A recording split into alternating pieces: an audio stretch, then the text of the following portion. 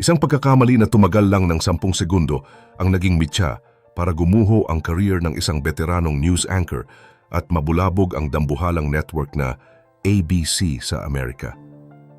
Isipin ninyo, akala mo ay patay na ang iyong mikropono at wala nang nakikinig sa mga sasabihin mo. Pero sa isang iglap ay narinig ng buong mundo ang isang mapangmaliit na hirit tungkol sa ating tennis star na si Alex Eala. Hindi ito basta balita lang dahil ang naging komento ng anchor ay direktang tumama sa dangal ng mga Pilipino at sa hirap na pinagdaanan ng ating atleta para lang makilala sa mundo ng sports. Ang masaklap pa rito, nangyari ito sa gitna ng isang seryosong broadcast kung saan dapat ay profesionalismo ang mangingibabaw, pero tila lumabas ang tunay na kulay ng nasa likod ng kamera. Bakit nga ba nauwi sa suspension ang isang simpleng hirit? At ano ang mas malalim na dahilan kung bakit ganito na lang katindi ang naging galit ng mga tao sa social media? Pero bago po ang lahat, baka pwedeng palike ang video na ito. Dahil napakalaking bagay na ito sa aming content creators at mangyaring mag-comment sa baba kung taga saang lugar ka para malaman namin saan umaabot ang ating mga video. Maraming salamat po. Ngayon, alamin natin ang totoong kwento sa likod ng mga kamera. Ang pangyayaring ito ay hindi tungkol sa maling tira sa court o pagkatalo sa isang tournament, kundi tungkol sa tinatawag nating hot mic at ang sobrang taas na tingin ng isang anchor sa kaniyang sarili. Katatapos lang ng isang segment sa ABC kung saan pinag-uusapan ang unti-unting pag-akyat ni Alex Eala sa pandaigdigang rankings. Ang mga kamera ay naka-on pa rin at ang mga ilaw sa loob ng studio ay maliwanag pa habang naghahanda ang mga producer para sa susunod na balita. Dito na pumasok ang anchor na ang akala ay ligtas na siyang magsalita nang hindi naririnig ng publiko. Ngumiti siya at binitiwan ang mga salitang kailanman ay hindi dapat lumabas sa bibig ng isang news presenter. Sinabi niya na hindi naman talaga ganon kagaling si Alex at kaya lang daw ito sikat ay dahil galing siyang Pilipinas. Mabilis lang ang pangyayari pero ang naging epekto nito ay parang isang malakas na pagsabog. Noong una ay ang mga tao lang sa loob ng studio ang nakarinig, pero dahil nasa digital age na tayo, may nakakuha agad ng clip at ipinost ito sa internet. Kumalat ito na parang apoy sa lahat ng platform gaya ng TikTok at YouTube. Biglang hindi na ang galing ni Alex sa paglalaro ang pinag-uusapan, kundi ang pambabastos sa kaniya ng isang news anchor na pilit niliit ang kaniyang narating dahil lang sa kaniyang pinagmulan.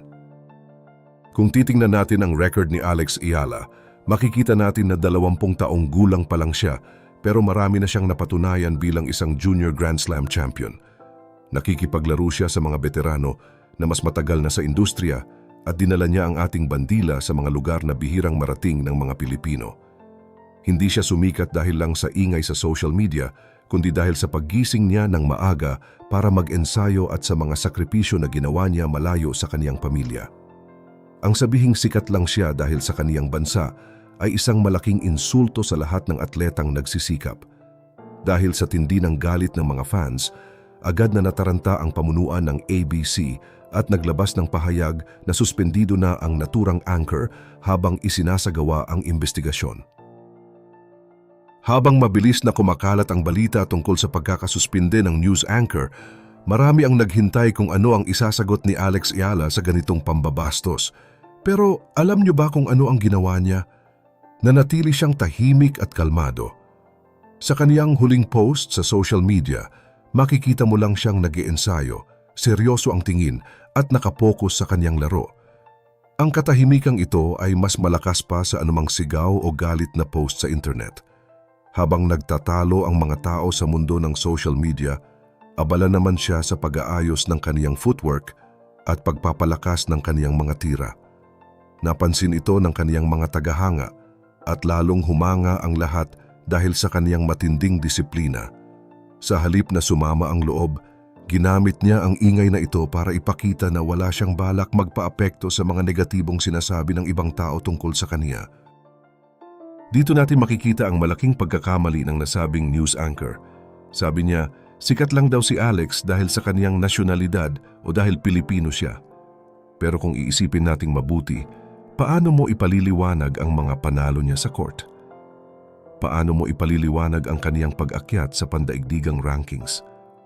Hindi na nanalo ang isang atleta dahil lang sa kaniyang pasaporte o kung saang bansa siya galing. Nananalo siya dahil sa kaniyang galing, tatag ng loob at walang tigil na pagsasanay. Ang pagsubok na liitin ang kaniyang kakayahan ay lalo pang nagpasikat sa kaniya sa buong mundo. Maging ang mga taong hindi mahilig sa tennis ay biglang nakilala si Alex Ayala at nagsimulang manood ng kaniyang mga laro. Ang mga lumang interview niya ay muling lumabas at kumalat kung saan sinabi niyang naglalaro siya dahil mahal niya ang larangan ng sports. Ang simpleng pahayag na ito ay naging inspirasyon sa marami at naging simbolo ng kaniyang pagiging matatag sa gitna ng mga batikos. Sa loob naman ng network na ABC, lalong lumala ang problema. Nang magsimulang mag-imbestiga ang mga tao sa internet, marami silang nahanap ng mga lumang video ng nasabing anchor, kung saan tila mayroon na talaga itong ugali na maliitin ang mga hindi gaanong sikat na atleta. Nagsimulang magtanong ang publiko kung ito ba ay isang beses lang na pagkakamali o ito na talaga ang kaniyang tunay na pag-uugali. Naging mainit ang sitwasyon sa loob ng kanilang newsroom at ang mga producer ay pinagbawalan munang gumamit ng social media. Dahil sa takot na bawiin ng mga malalaking kumpanya ang kanilang mga patalastas, napilitan ng network na mas higpitan ang kanilang aksyon. Ito ang realidad sa panahon ngayon dahil hindi na ang mga malalaking kumpanya ang may hawak ng kwento kundi ang mga tao sa internet. Ang suporta para kay Alex Ayala ay naging isang malaking kilusan hindi lang sa Pilipinas kundi maging sa ibang bansa. Ito ay hindi na lang usapin ng tennis kundi usapin na ng respeto sa bawat atleta, anuman ang kanilang pinagmulan. Alam nating lahat na bahagi ng sports ang kritisismo, pero may malaking pagkakaiba ang pagsusuri sa laro at ang tahasang pagmamaliit sa pagkatao ng isang tao. Sa huli, pinatunayan ni Alex na ang pinakamagandang sagot sa mga mapanghusga ay ang patuloy na pagpanalo at pagpapakita ng husay. Isipin ninyo kung ano ang magiging mukha ng anchor na ito kapag dumating ang araw na hawak na ni Alex ang pinakamataas na tropeyo sa mundo ng tennis. Sa tingin nyo ba ay magbabago na ang paraan ng pagbabalita ng mga international commentators dahil sa nangyaring ito? Ngayon isipin natin ang matinding pagsisisi na nararamdaman ng news anchor sa segundong natanggap niya ang email tungkol sa kaniyang suspensyon. Pero ang mas masakit na pagsisisi ay darating sa mga susunod na taon habang patuloy na umaakyat si Alex Ayala sa rurok ng tagumpay. Ang bawat malaking panalo ni Alex ay magsisilbing paalala sa buong mundo tungkol sa mga mapangmaliit na salitang binitiwan laban sa kanya.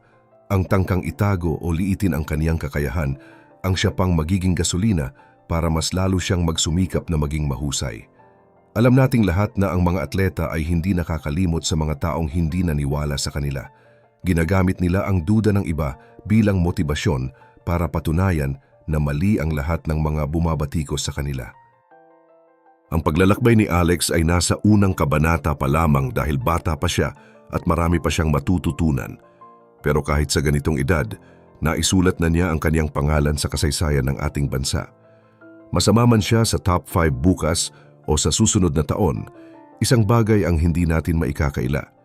Yun ay ang kaniyang tagumpay, hindi lang dahil sa ingay sa media, kundi dahil sa dugo at pawis na kaniyang ibinuhos. Maaring pansamantala lang ang suspension ng anchor, pero ang aral na iniwan nito ay habang buhay na. Mahalaga ang bawat salita, mahalaga ang tono ng pagsasalita, at higit sa lahat, mahalaga ang respeto. Sa panahon natin ngayon, 10 segundo lang ang kailangan para mabago ang lahat.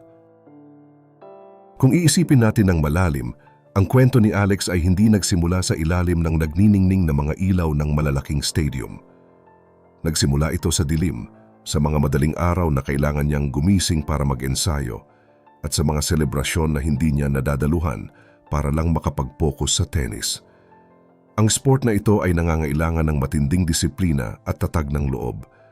Palagi kang may dalang maleta at mas madalas kang makaranas ng pagkatalo habang sinusubukan mong akyatin ang bundok ng tagumpay. Sa kabila ng lahat ng pressure mula sa mga kritiko, patuloy pa rin siyang lumalaban. Iyan ang dahilan kung bakit malapit ang loob ng mga tao sa kaniya. Hindi lang ito tungkol sa kaniyang galing sa pagpalo ng bola, kundi tungkol rin sa dangal na dala niya para sa ating bandila sa tuwing tatapak siya sa loob ng court. Kapag nananalo si Alex, buong bansa ang nagdiriwang. At kapag natatalo siya, nandyan pa rin ang mga Pilipino para sumuporta sa kaniya. Ang koneksyong ito ay hindi kayang dayain o gawin lang para sumikat. Kaya naman nang subukan ng anchor na sabihing hype lang ang lahat, parang personal na atake ito sa milyon-milyong Pilipino na nakakakita sa kaniyang pagsisikap. Ang katotohanan ay simple lang, hindi ka makakarating sa kinalalagyan niya ng dahil lang sa swerte. Sa huli, ang isang irresponsableng komento na naglayong paliitin ang isang sumisikat na bituin ay siya pang nagpatindi ng kaniyang ningning. Patuloy na magtatrabaho si Alex at ang buong mundo ay patuloy na manonood sa kaniya. Para sa inyo, sapat na ba ang suspensyon na nakuha ng anchor o dapat ba siyang tuluyang matanggal sa pwesto dahil sa ganitong klase ng pambabastos? Naniniwala ba kayo na mas marami pang panalo ang isasagot ni Alex sa kontrobersiyang ito? I-comment nyo ang inyong mga saloobin sa ibaba. Kung kasama ka sa mga sumusuporta kay Alex Ayala, i-like mo ang video na ito at mag-subscribe para sa mas marami pang updates tungkol sa ating mga atletang Pinoy.